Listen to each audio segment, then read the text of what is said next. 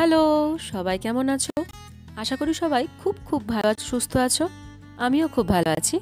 বং in মাউন্টেনের আরও একটা নতুন ব্লগে তোমাদেরকে অনেক অনেক ওয়েলকাম।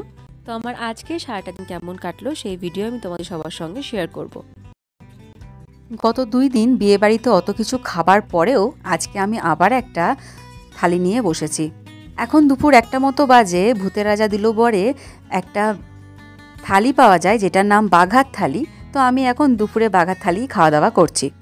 এখানে কি কি খেলাম, কেমন লাগলো, কীরকম ভেতরটা, সেই সমস্ত কিছু নিয়ে পরে একটা মিনি ব্লগ শেয়ার করব। কারণ এখন আর হাতে একেবারেই সময় নেই, এখন বেরোতে হবে রাবাংলার উদ্দেশ্যে। তো দুপুরে খাওয়া দাওয়া করে এখন দুপুর 3টে মতো বাজে রাবাংলার উদ্দেশ্যে বেরিয়ে পড়েছি। সেই ভোরবেলা ট্রেনে আমি শিলিগুড়ি স্টেশন পৌঁছে গেছি। তারপরে শিলিগুড়িতে বেশ কিছু কাজ ছিল, সেগুলো শেষ করলাম। ততক্ষণে নীলও চলে এসেছে রাবাংলার থেকে। দুজনে আমাদের নিজেদের কাজ শেষ করে দুপুরবেলায় ভালো করে খাওয়া দাওয়া করে এখন বেরিয়ে পড়েছি। আমি ভোজ খেলেও নীলের তো আর ভোজ খাওয়া হয়নি, কারণ নীল বিয়েবাড়ি যায়নি। সেজন্য ওর ইচ্ছেতেই আজকে এখানে খাওয়া দাওয়া করলাম। এখন বেশ কিছুক্ষণ সময় হয়ে গেছে, আমরা সেবক পেরিয়েছি।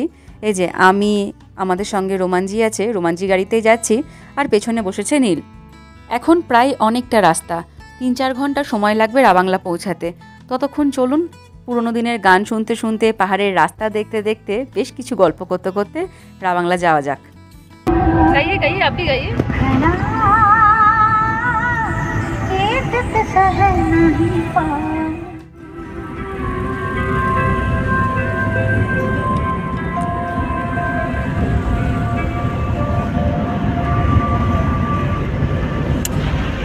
আমরা রোমানজি গাড়িতে যতবারই যাওয়া আসা করি, রোমানজি আমাদেরকে রিকোয়েস্ট করে বাংলা গান চালানোর জন্য। তো সেই জন্যই বেশ কিছু নিজের পছন্দের বাংলা গান চালিয়ে দিয়েছিলাম। যদিও 2 দিন খুব গরমে কাটলো, তবে আস্তে আস্তে পাহাড়ে উঠতে না উঠতেই হালকা হালকা ঠান্ডা হাওয়া আসছে। আর দুপুরবেলায় সুন্দর করে খেয়ে দিয়ে এই যে এখন যাচ্ছি, ভীষণ ভালো লাগছে। তবে আজকে রাস্তায় প্রচুর প্রচুর গাড়ি। এই যে দেখুন, তিস্তা পৌঁছে গেছি, আর গাড়ির সংখ্যাটাও কিন্তু যথেষ্ট বেড়ে চলেছে। হয়তো আগে কোথাও রাস্তায় জ্যাম আছে, তবে আমরা যে জায়গাটা ক্রস করছি এই জায়গাটাই সবসময় জ্যাম থাকে। আগে পাহাড়ের রাস্তা ঠিক কী রকম সেটা এখান থেকে বসে কিছুতেই বোঝা যাবে না। যাই হোক, ততক্ষণে বরং একটু তিস্তায় দেখে নিন। এদিকে তো আস্তে আস্তে বৃষ্টি শুরু হয়ে গেছে, সেজন্য সবুজ তিস্তার জলটা আর দেখতে পাচ্ছেন না। আর এই কিছুদিন আগেই, মানে গত বছর যখন ক্লাউড বার্স্ট হলো, তারপর থেকে তিস্তার যা চেহারা পরিবর্তন হয়েছে, সেই সুন্দর আগেকার তিস্তার চেহারা কিন্তু আর দেখতে পাওয়া যায় না। এখন এরকমই একটা ঘোলা জল সবসময় দেখতে পাই। যাই হোক, তখন আমি জ্যামের কথা বলছিলাম, আর এখন আমরা জ্যামেই আটকে আছি। আধা ঘন্টা হয়ে গেল এখানেই দাঁড়িয়ে দাঁড়িয়ে আমরা গল্প করছি, আড্ডা মারছি। তো বাইরেটা এখন নেমেছি। হয়তো আপনারা ভালো করে ক্যামেরায় বুঝতে পারবেন না, তবে দেখলেই বুঝতে পারবেন রাস্তায় কাজ চলছে আর প্রচুর প্রচুর গাড়ি দাঁড়িয়ে আছে। এই দেখুন, বলছিলাম না তিস্তার জলের রঙটাই পরিবর্তন হয়ে গেছে। এখন দেখলেই বোঝা যায় যে এরকম ঘোলা একটা জল সবসময় বয়ে চলেছে। যাই হোক, পাহাড়ে এরকম গাড়ি দাঁড়িয়ে পড়লেই বেশ ভয় লাগে। আমরা বেশ অনেকক্ষণ হলো এই জায়গাটায় দাঁড়িয়ে আছি। সারা বছর এখানে কিছু না কিছু রাস্তার কাজ চলতেই থাকে। এই যে দেখুন, একটু করে যাচ্ছি আর একটু করে দাঁড়িয়ে পড়ছি, মানে আমাদের গাড়ি দাঁড়িয়ে পড়ছে। প্রথম থেকে রাস্তায় অত অত গাড়ি দেখে বোঝাই যাচ্ছিল কিছু একটা প্রবলেম হয়েছে, আর সেটা যত এগোচ্ছে তত যেন গাড়ির সংখ্যা বেড়ে চলেছে। যদিও আজকে রাস্তায় সেরকম কোনো অ্যাক্সিডেন্টের খবর নেই, সেরকমভাবে বৃষ্টিও পড়ছে না, ওয়েদারও ভালো, তবু কেন যে জ্যাম সেটাই বুঝতে পারছি না। এখন বেশ কিছুদিন এই রাস্তাটায় জ্যাম হচ্ছে, কারণ এই রাস্তাটা ঠিক করছে আর কাজ চলছে। বলতে না বলতে এই দেখুন, আর একটা দিকের লাইন পুরো দাঁড় করিয়ে দিয়েছে। কত গাড়ি যে পেরোচ্ছে বলে বোঝাতে পারবো না। প্রায় মিনিট 10 ধরে আমি শুধু গাড়িই দেখে যাচ্ছি। এই যে বাঁদিকটায় দেখুন, এরকমভাবে সব সময় রাস্তায় কাজ চলতেই থাকছে।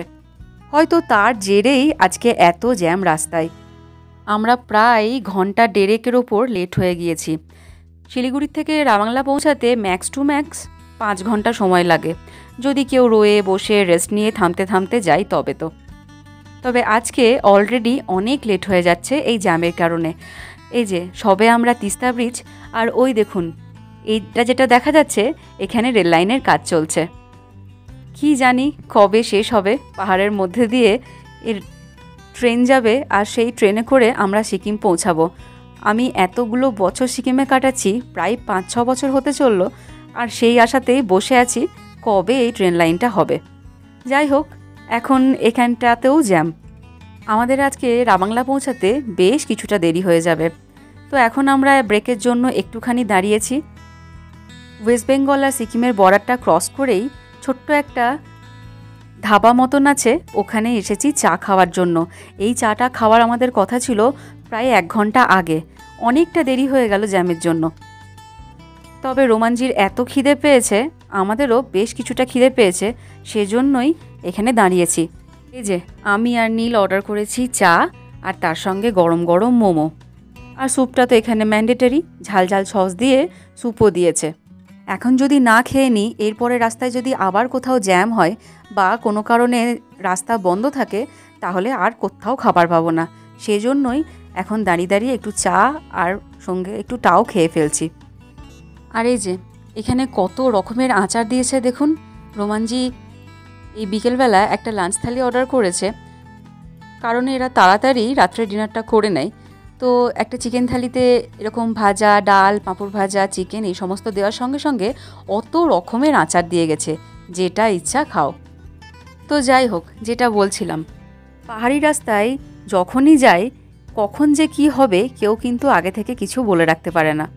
আমরা এতবার যাওয়া আসা করি, তবুও ভয়ে ভয়েই যাওয়া আসা করি। যতবারই ভালোভাবে বাড়ি পৌঁছায় বা বাড়ি থেকে রাবাংলা এসে পৌঁছায়, ততবারই মনে হয় যে বিপদমুক্ত হলাম। না, আমি কাউকে এটা ডিমোটিভেট করার জন্য বলছি না বা একেবারে ভয়ও দেখাচ্ছি না।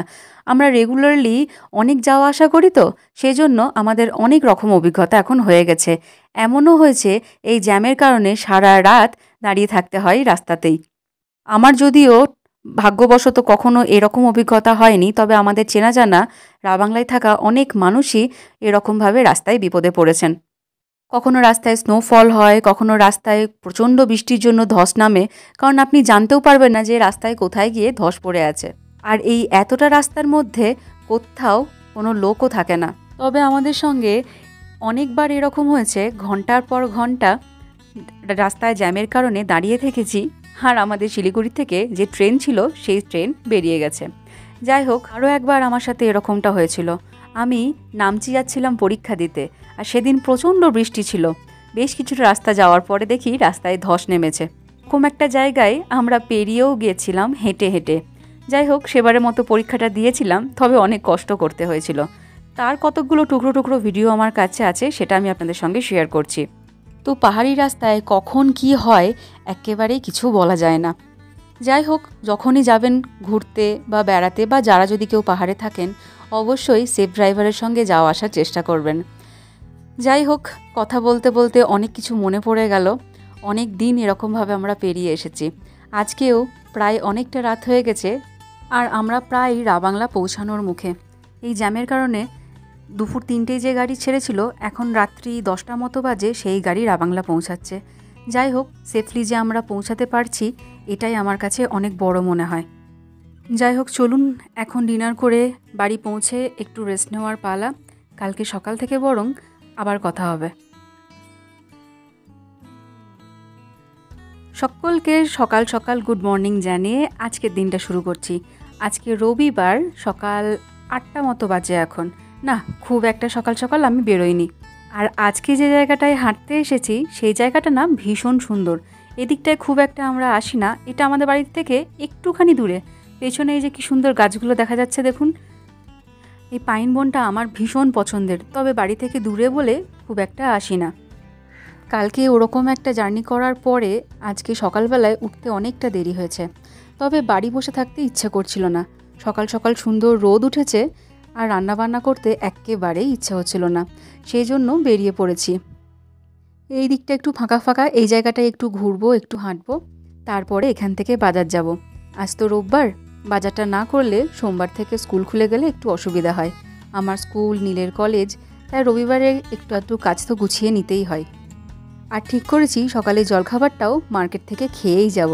কি সুন্দর লাগছে না এখান থেকে রাবাংলা মার্কেটটা। তো যাই হোক, ওই জায়গাটা ঘুরে এখন চলে এসেছি রাবাংলার নতুন মিষ্টির দোকানে। এই দোকানের মিষ্টিগুলো ভারী লোভনীয় আর খেতেও মোটামুটি ভালোই করছে। তবে আজকে আমি এখানে ধোকলা ট্রাই করব। এই যে খুব সুন্দর করে প্রত্যেক দিন দেখি সাজিয়ে রাখে লম্বা লম্বা কাঁচা লঙ্কাগুলোকে দিয়ে, তো খেতে ইচ্ছে হয়। তো কচুরি অর্ডার করা হয়েছে, তার সঙ্গে ধোকলা। তো আমি কচুরি খাওয়ার পর এখন ধোকলাটা নিয়ে বসেছি। ধোকলার সঙ্গে এরকম চাটনিটা দিয়েছে। এই মিষ্টি চাটনিটা খেতে আমার ভালোই লাগে। খুব ভয়ে ভয়ে এক পিস অর্ডার করেছি, কারণ রাবাংলায় খুব একটা সেরকমভাবে ভালো খাবার দাবার পাওয়া যায় না, অন্তত আমার তো পছন্দ হয় না। হ্যাঁ, এখানকার মোমোগুলো অবশ্যই ভালো, তবে যাই হোক ধোকলাটা কিন্তু খুব ভালোই করেছিল। তো ওখান থেকে জলখাবার খেয়ে এখন চলে এসেছি বাজারে। এই রেগুলার কিছু সবজি নিয়ে নেব, তারপরে এখান থেকে বাড়ি চলে যাব। যতই বলি কাজ করতে ইচ্ছে করছে না বা কাজ করব না, কাজ কিন্তু প্রচুর আছে। বাড়ি গিয়ে এই সমস্ত সবজিগুলোকে আলাদা আলাদা করে জায়গায় মতো গুছিয়ে রেখে আবার কালকে অনেক রকম নোংরা জামা কাপড় আছে, সেইগুলোও কাচতে হবে। 2 দিন ছুটি কাটালে যেন তারপরে আরও 4টে দিন কাজ আমাদের বেড়ে যায়। যাই হোক, বাড়ি ফিরে ফ্রেশ হয়ে স্নান টান হয়ে গেছে, কাজ হয়ে গেছে, শুধু রান্নাটুকুই বাকি ছিল। বলছি না, আজকে সকাল থেকে আর রান্না করতে ইচ্ছে করছিল না, তাই সব শেষে আজকে রান্নাঘরে এসেছি। তবে আজকে আর সেরকম রান্না কিছু করব না। ওদিকে ডিম ভাজতে দিয়েছি আর এদিকে একটু সবজি কুচিয়ে নিয়েছি। এই ক্যাপসিকাম, গাজর, পেঁয়াজ কুচি, রসুন কুচি সব কিছু দিয়ে আজকে একটু এগ ফ্রাইড রাইস বানিয়ে দেবো। সমস্ত কিছু দিয়ে দিলাম, অল্প নুন, গোলমরিচ এই সমস্ত দিয়ে ভালো করে এখন ভাজবো। এগুলো ভাজা হয়ে গেলে তারপরে যে ভাতটা করতে দিয়েছি সেটা দিয়ে অল্প করে রাইসটা বানিয়ে নেব। আর এর সঙ্গে অল্প করে অ্যাড করব সয়া সস। আর বাজারে আজকে বেশ ভালো টাটকা ফ্রেশ লেটুস শাক বিক্রি করছিল। এই যে লেটুস পাতাও নিয়ে এসেছি, সেইগুলোও একটু কেটে দিয়ে দিলাম।